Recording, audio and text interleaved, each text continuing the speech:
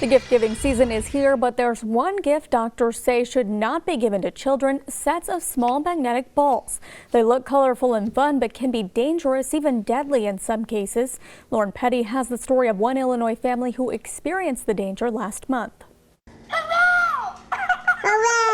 Looking at 2-year-old Mia now, you wouldn't believe this was Mia 3 weeks ago. It could have been, much worse of a situation than it was. Mia had to undergo emergency surgery because of these small magnetic balls. A souvenir we never wanted. An MRI for an unrelated medical condition revealed Mia had swallowed 5 of the colorful balls, part of a set belonging to her big brothers. It's possible for the magnets to be on either side of the intestinal tissue, and the magnets are so powerful that they press on the intestinal tissue and produce a hole there. Dr. Jim Berman treated Mia. And so they had to remove her appendix, remove the magnets from her large intestines, small intestines, and then repair all of the kind of holes that were there. Mia is one of 4 children treated here in just the last few months, and Advocate Children's Hospital says they see a handful of these every year. We had a little girl that wanted to pretend that she had a tongue piercing, so she put one of these magnets on either side of her tongue, and she accidentally swallowed them. Even though the packaging on the ball sets often come with printed warnings,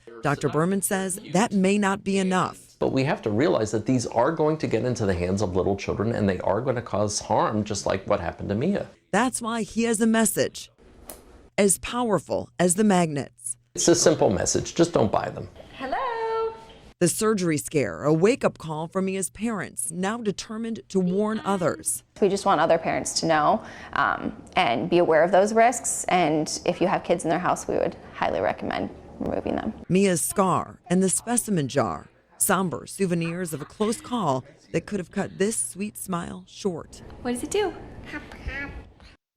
A Seattle boy died in 2005 after ingesting similar magnets. Since then, the Consumer Product Safety Commission worked with manufacturers to develop warning labels, but the ingestion cases have continued despite doctors' warnings.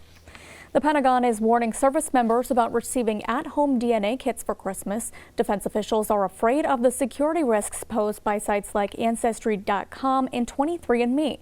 Service members are urged not to use these kits until otherwise notified. They're afraid service members' personal and genetic information could be accessed in a data breach and used in mass surveillance programs. 23andMe says it takes the utmost efforts to protect user data and doesn't share them with third parties. Ancestry says it also doesn't share data with insurance companies or employers. Well, we're at peak holiday travel. According to AAA, more Americans than ever are traveling this Christmas, which means lots of airplane rides. Chances are you could sit next to a stranger who may be sick. So how can you stay healthy while traveling? Rick Damagella has some ideas. You're off to Grandma's house, and as you take your seat in 20C, the guy in 20B sneezes and then coughs. It's then you gather that he may have a cold or worse, the flu. So how do you take this airplane ride without arriving at your destination with a running nose yourself?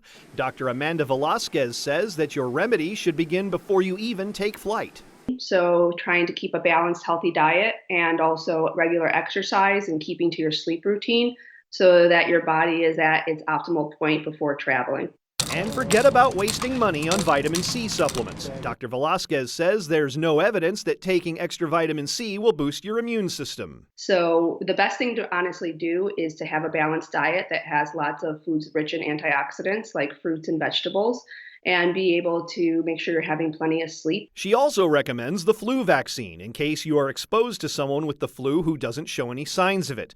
And don't be afraid to wear a mask to cover your mouth and nose. It is a good way to have a barrier between yourself and others who may be exposing you to coughing or sneezing. And if you're the one who is sick, do everyone a favor and don't take the flight. This is the time to apply your travel insurance clause that allows for you to cancel and be reimbursed for your airfare should you fall ill before your trip. For today's Health Minute, I'm Rick Damagella.